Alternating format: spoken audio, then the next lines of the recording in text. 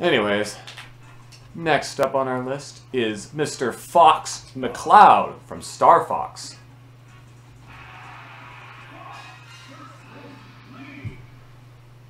Now, I think I explained this before in this playthrough, but Fox McCloud from Star Fox is a little interesting because, yeah, you saw there flying out of his R-Wing. That's pretty much how you control him in the Star Fox games, especially with the two that were already released at the time of this game's release. Star Fox for the Super Nintendo and Star Fox 64 for the Nintendo 64. So they kind of had to make stuff up for Fox in this game because it's kind of one of the first times you really see Fox outside of his R-Wing. So they kind of incorporated some of the stuff you would do in an R-Wing into his moveset. Like Fox has a blaster.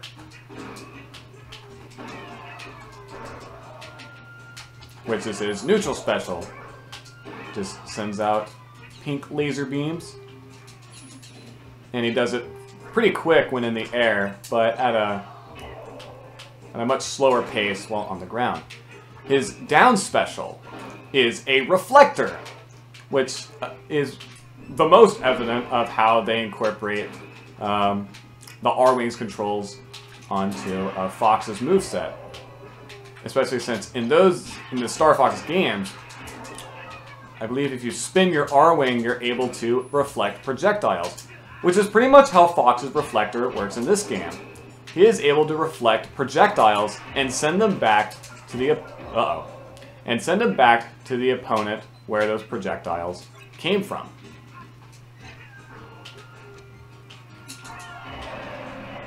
On the internet, the move is commonly referred to as Shine, mainly because in the competitive aspect of the Super Smash Bros. Games, the reflector is used for other means. Mainly to speed up playing as the character, especially in Super Smash Bros. Melee. But yeah. Anyways, we have to now fight Fox as Fox. As seen here, our opponent Fox has an orange outfit. Uh-oh.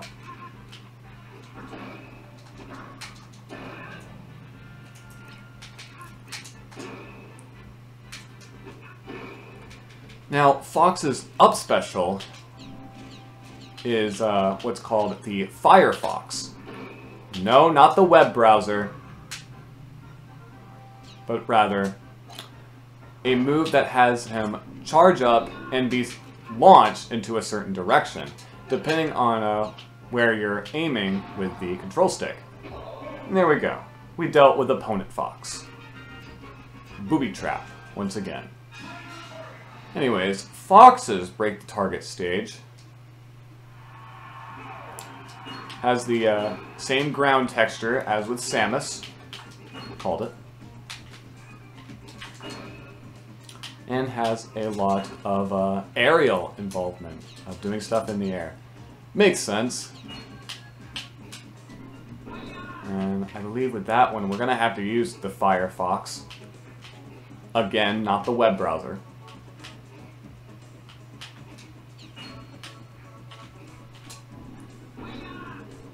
That works. Just go up here and use it. We didn't have to in that case. Now I believe we're probably gonna have to with this target over here. There we go. Just had to send ourselves forward. We got a perfect. A special bonus. Alright, now time for the Mario Brothers. Fox and Samus. Teaming up this time rather than fighting against each other as we saw in Samus's one-player game. I mean, I guess it's kind of obvious because you have to fight Fox no matter what in a one-player game, but still. The two more sci-fi oriented characters, the two space characters pretty much, teaming up this time.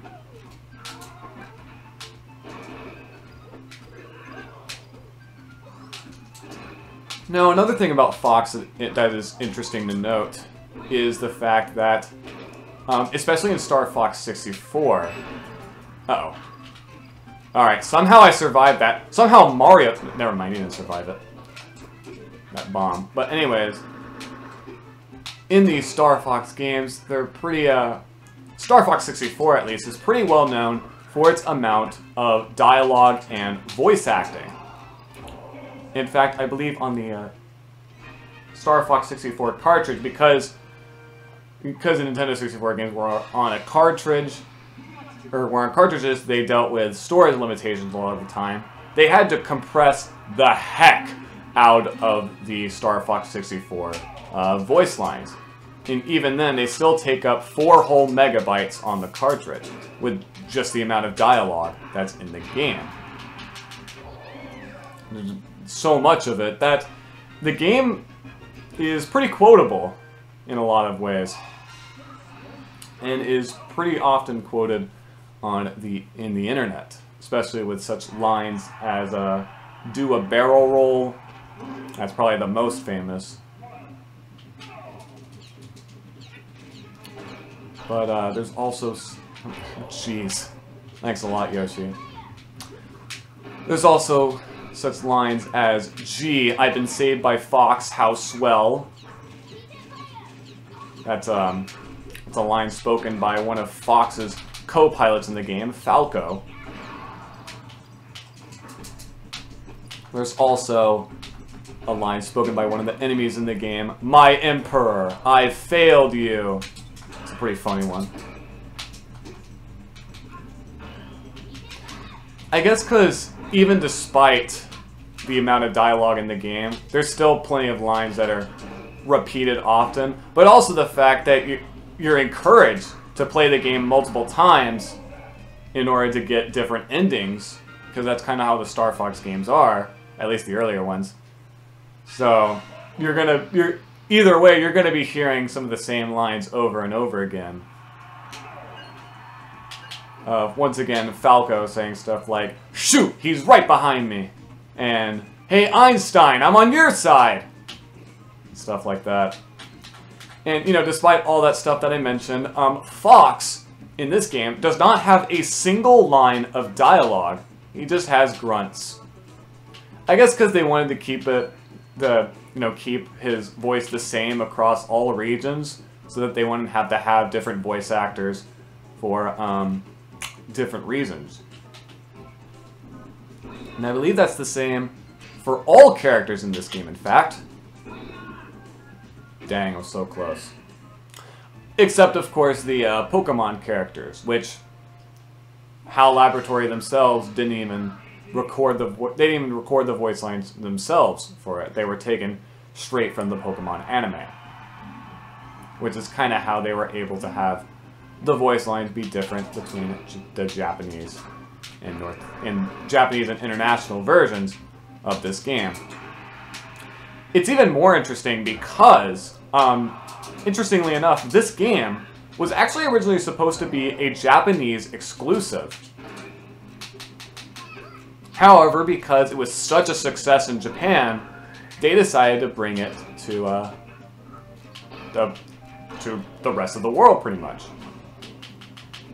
As I believe this game came out in January of '99 in Japan, and 3 months later in North America in April of 1999. I'll probably have to look up this game's European release, but I think it might have been sometime like around, I think, July of 1999, somewhere around there.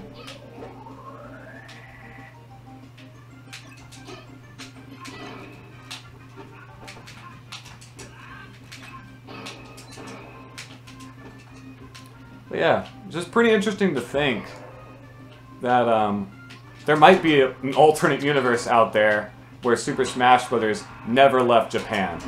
That it was always a Japanese exclusive franchise.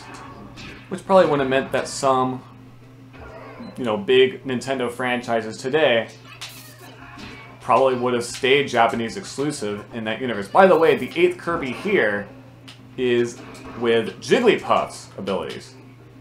It's pretty hard to distinguish him from a normal Kirby, but this one's got ears and the piece of hair that's pretty what's the word?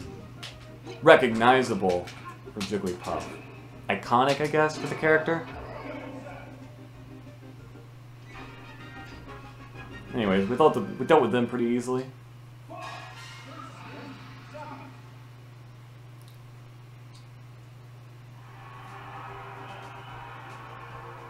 Anyways, as I was saying about the alternate universe where if Smash Brothers was always a Japanese exclusive franchise, some iconic Nintendo franchises like Fire Emblem probably would have stayed Japanese exclusive because Fire Emblem characters were added into Super Smash Bros. Melee, despite at the time the series being a Japan-only series. But because of Smash Bros. Melee being so popular, it's actually what brought Fire Emblem to North America, which is pretty cool. Starting with, I believe, one of the Game Boy Advance games, which was brought to North America after Smash Bros. Melee was released. So pretty cool that Super Smash Bros., you know, became such a global iconic franchise that it has the power to expose so many people to franchises that people will demand whatever franchise be added to it to come to North America. The same was the case in Super Smash Bros. Brawl with Lucas, who was from the Japan-exclusive Earthbound sequel, released for the Game Boy Advance. And to this day, as I am recording this, it has yet to come outside of Japan. Pretty interesting.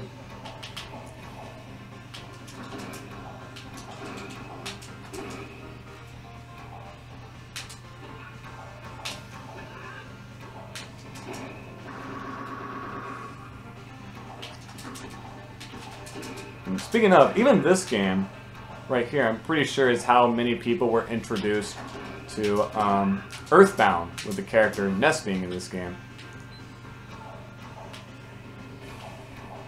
Oh.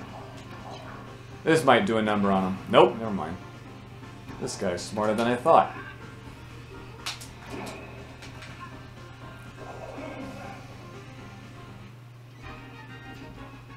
Cheap shot. Come on. Alright, I believe Fox, from my knowledge, is a pretty fast character. He sure is. Look at that. Look at him go. I mean, I guess he is a fox, after all, and foxes are pretty fast animals, from my knowledge.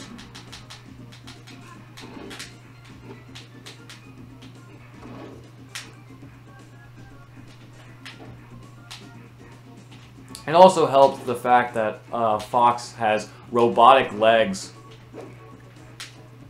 Yeah, one pretty infamous thing about the main four members of the Star Fox crew is that they have prosthetic legs.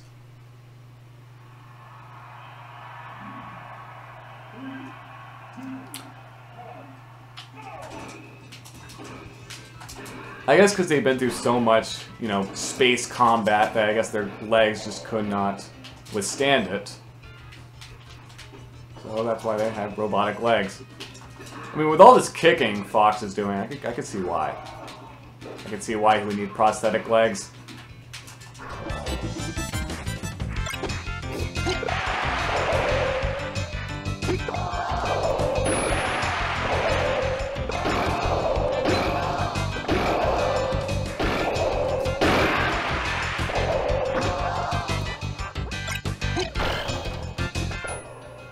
Now, I don't know if this game would have been a lot of people's first exposure to Star Fox, because even before this game came out, Star Fox was still a pretty popular franchise, especially with Star Fox 64, which was a pretty notable Nintendo 64 game for a lot of reasons, especially since it was the game that introduced the Rumble Pack for the Nintendo 64, because on the Nintendo 64 controller, you know, there's a port to plug in a bunch of different, what's called packs.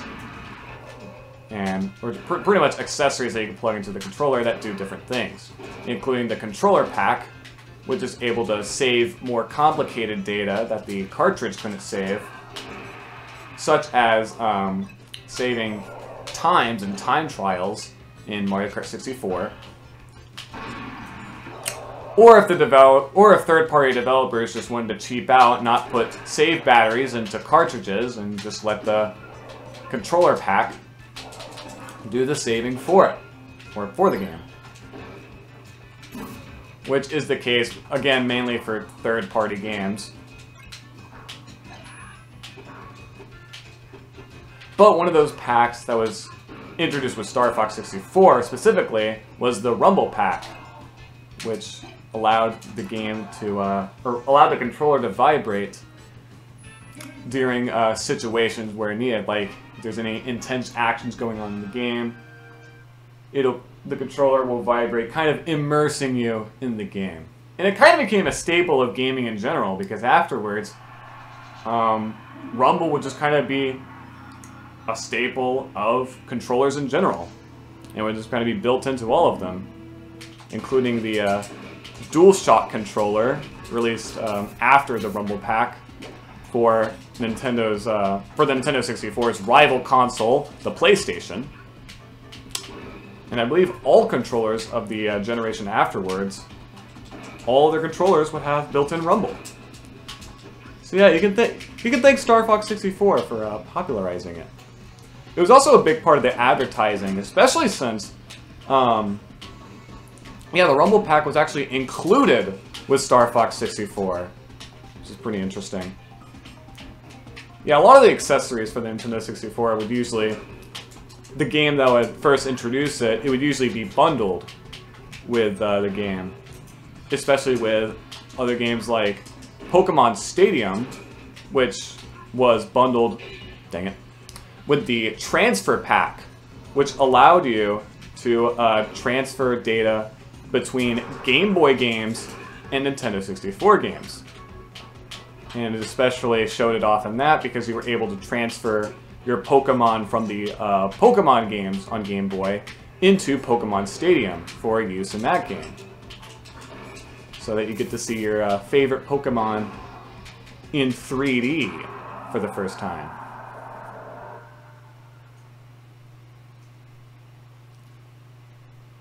Maybe the first time, I guess. It depended on which region you lived in.